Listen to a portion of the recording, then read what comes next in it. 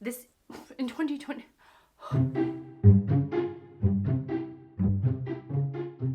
Hey everyone, hi, welcome back to my channel. Today I'm going to be talking through the 10 nonfiction books I hope to and plan to read in 2024. It runs the gamut between nature books, bug books, I love bugs, some biographies, and some memoirs. I think a history book as well. Yes, a history book. So if you're new to my channel, hi, my name is Shelly, and a very warm welcome to you and to anyone who's watching this. It always surprises me that people want to hang out and just, I'm like getting teary at the beginning of the video, and I'm like, it's not that time, girl, it's not the time. So I will say that if you enjoy the vibe of this video and you would like to subscribe, I would encourage you to do so, like the video also. That's always helpful. And without any further rambling on, wow, we're getting off to a weird start. Let's go ahead and get into the meat of this video. My reading of nonfiction in 2023 was kind of abysmal. I did not read very many nonfiction books. And what's weird is that the nonfiction books that I did read, at least 5 of them, I just did like a top 5 nonfiction for 2023, at least 5 of them gave me a tremendous amount of joy. I felt so gratified having read those books, and nonfiction is one of my favorite genres to read. I mean, I love so much that nonfiction has to offer. And so I really wanted to set out and create a very intentional TBR, something that I feel is manageable, something that I am setting my sights on and sort of focusing my vision on for 2024. There are so many wonderful nonfiction books that have been recommended to me, that have been given to me, that are just languishing. They're languishing on my shelves. They're not getting any younger. I'm not getting any younger. And I'm just like, Shelly, get it together and actually read these books, because I know that I will have a great time doing so, and I know that I will learn a ton, which is one of my favorite things about reading. So the 10 I have here, shall I put them in some sort of order? Perhaps. I'll start with nature and bug books. I find bugs fascinating. I also live in the deep south, where bugs are just a part of our daily life. I see a ton of really interesting bugs. I encounter quite a few bugs in my life. And here's a bug book that I started and then didn't finish, and not for its own, it's not because of the book, it's because of me. It's me. Like, hi, it's me, I'm the problem, it's me. And the book is Extraordinary Insects. It also has, I think it's called Buzz Sting Bite. I think there's another title to this book, and it was renamed Extraordinary Insects. I mean, look at the cover of this book. It is phenomenal. Phenomenal. I would love a photography book on bugs, like close-up of bugs, like a huge oversized photography book of just the magnificence of bugs. That is sort of like a goal book that I want to buy. And meanwhile, I want to learn more about these wonderful, incredible, extraordinary creatures. So this is by Anne Sverge-Thygesen. It is a translated book from the Swedish, I believe. Oh yeah, it was previously called Buzz Sting Bite.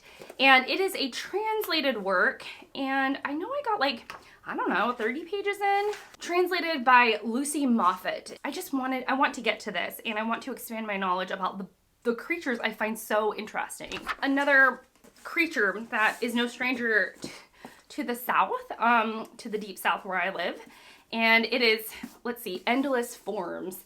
And this is by Syrian Sumner. This also showed up on Steve Donahue, who is a book critic.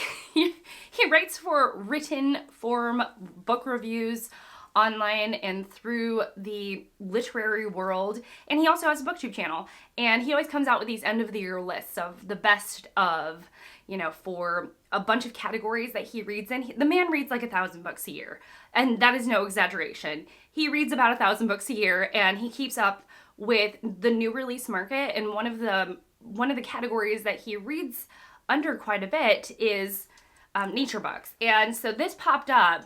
I mean, I bought it before it popped up, and then it like reinvigorated my interest in this book. This popped up for one of the best nature books in 2022. And it was like, you know, re-excited me that I had chosen a good book, a book that was well received by someone that I really admire.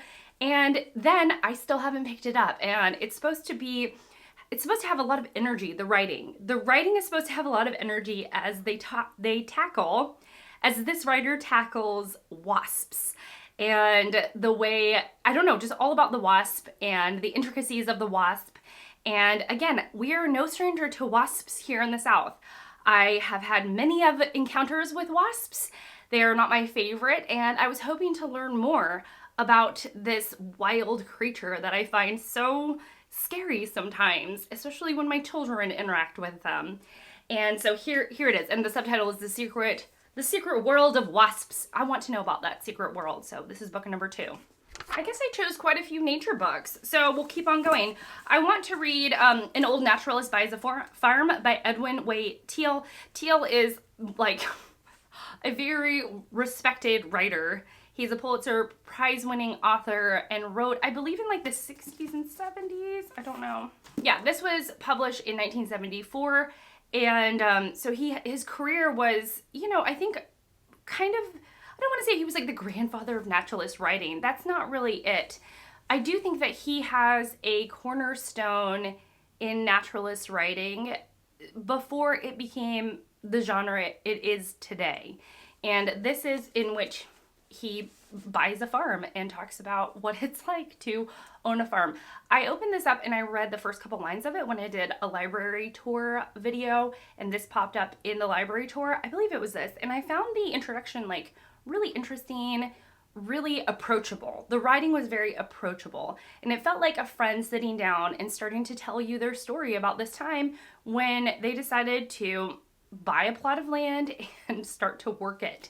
And so I want to pick this up because I feel like I'll really, really enjoy the read. The next book about the natural world that I would like to read in 2024 is Peter Matheson's The Birds of Heaven, which is all about birds. They're supposed to have really incredible, oh yeah, there's some really incredible illustrations in here.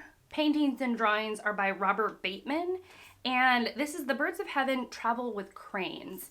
So he's talking about, you know, birds and such. But I know that, again, this is like a cornerstone, I believe, or at least this writer has really set the tone, I think, for what we consider naturalist writing today.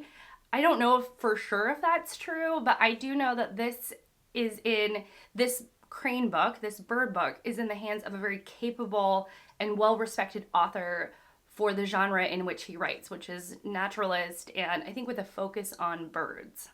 Next up, I have a memoir that has to do with nature, and it is Fox and I, and this is by Catherine Raven, and the subtitle is An Uncommon Friendship. And I believe this is Catherine Raven getting sick of her city life, being over it, being done with it, and deciding to sort of live in isolation, live in seclusion, and write about that experience in which she essentially befriends, as much as you can, a wild animal, and that wild animal being a fox. This is, again, another Steve Donahue pick. I just admire the man so much, and I know that he often picks just fantastic choices. And even if I don't always get along with his choices, this is not a Steve Donahue video, Shelley, but even if I don't always get along with his choices, I can respect the fact that it didn't align with my taste, but it was a good book. And so Fox and I, now I'm not saying that that's what's going to happen with Fox and I, but I do feel encouraged that someone that I admire so much picked a book that I own and I really want to read. And I just feel like it's a slim work, unlike some of the others that I chose. And so I do want to tackle this in 2024, and I think it'll be a great reading experience. The next book I want to read is a book that I've wanted to read for ages, and I've even started it and then I didn't finish it because of me, you know, again, the problem is me, then it's not the book. I was really pulled in by the first couple of chapters and I just didn't continue because I got distracted, but I'm done. I even put this on my nonfiction November TBR and I didn't get to it. and I'm ready. Like, I'm ready. And it's going to be Svetlana Alexievich's The Uncommonly Face of War, The Unwomanly Face of War, my parted. And it's an oral history of women in World War II. This is the winner of the Nobel Prize in literature. And this is going to be translated from, ooh, give me a moment. It's translated by Richard Pevere and Larissa von Koski. And this is going to be this is an oral history of women who fought in World War II across Europe and Russia. And what she chronicles is the experience of Soviet women who fought on the front lines and what that experience is like. I've heard that this is an incredible book and that Svetlana Alexievich is a very well-respected writer. Nowadays, she's a living writer, and I'm ready for this. I'm just ready for this. I heard that it kind of doesn't matter who translates her novels, but because she has such a strange oral history-like type of writing, and that all of her books fall into that category. And so there's this very specific vision and direction in her writing. And so even though there are multiple different translators for her works, often her works sound the same. They sound like her voice because of her very specific writing style. And I've always thought that was really interesting. And so if it goes well between me and this book, I definitely want this to be the beginning of a long and fruitful relationship between me and her. The next book was gifted to me by a friend on my birthday or around my birthday, and I've yet to read it, of course. And it is After the Romanovs by Helen Rappaport. Now, Helen Rappaport, like many of these writers in this video that I want to tackle in 2024, she has a bunch of books and she is hailed for her writing. And I feel like she is just going to be a writer that I'm going to like quite a bit. Usually when I have a feeling that that a writer is for me, I tend not to be steered in the wrong direction.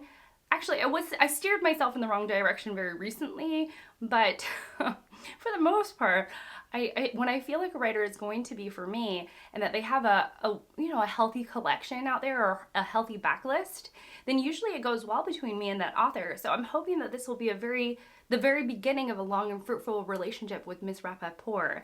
And it's going to be talking about, I think, more modern. It's going to be talking about Russian life, I think, starting after World War II, or maybe tackling the 20th century with the Russians. So I'm excited to dig in and to learn more about Russian history, more of like Russian modern history, and more, finally read a Rappaport book. A book that I kind of can't believe I haven't read because it is just a book that everybody says that I'll love, and so I'm ready. And it is My Life in France by Julia Child. Julia Child is actually another hero. She's a hero of mine. I love her so much. I have watched so many of her original episodes of her cooking show. It's such an amazing show. If you've never watched Julia Child cook, it is a wonderful and mesmerizing experience. And I've watched her a bunch. I feel like she is, in a lot of ways, the cornerstone. Cornerstones are big in this video. She's the cornerstone of my knowledge of cooking.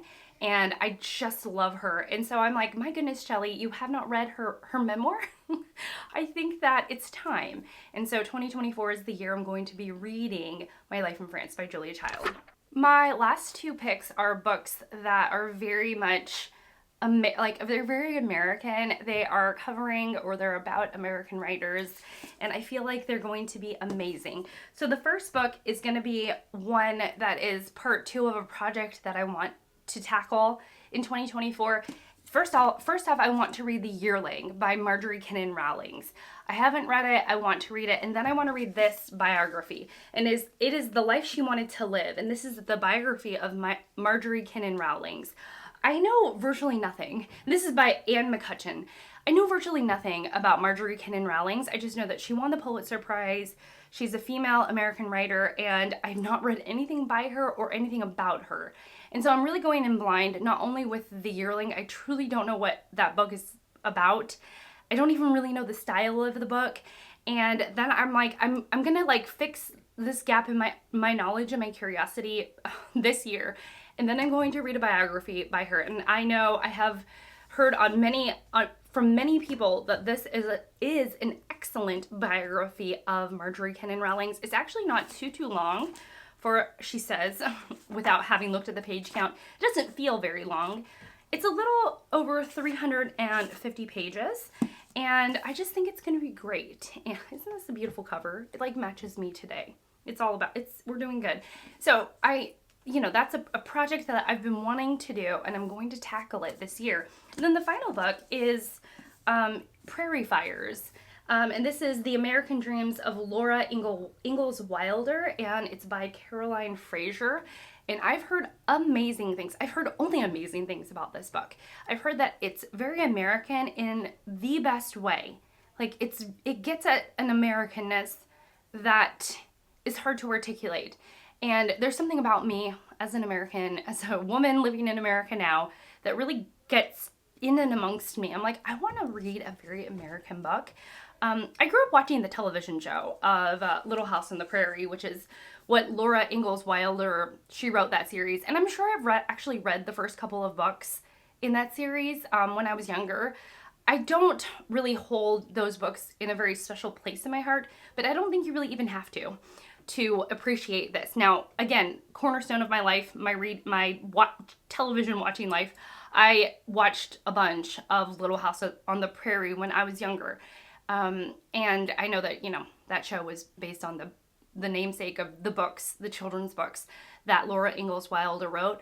But I've heard that her life is just fascinating, and it's in the hands of a very capable and wonderful biographer, and that this is just a fantastic book. Like, it has a great point of view, and I even had someone recently say that it was their best nonfiction book this year. And so I'm like, that's it. I'm done. I'm tired of my own self. I want to read this. And so this is going to be tackled in 2024. So it's going to be tackled. Shelley, no ifs. No ifs, ands, or buts. It's going to be tackled in 2024. Okay, that's it. I'm going to stop rambling on. Tell me, what are you planning on reading, especially if it's nonfiction? If you are planning on reading some nonfiction in 2024, I would love to know. Please tell me. Send me some gentle encouragement. Send gentle encouragement my way. Sometimes I find nonfiction books a little intimidating, even though I always find them very gratifying after I read them. So please, send kind words. Would love to hear it. What are you planning on reading in 2024, especially if it's nonfiction? I want to know. And that's it for me. So thank you so much for watching. Thank you so much for being here and spending this time with me. I really appreciate it. And I will see you all in my next one. Bye.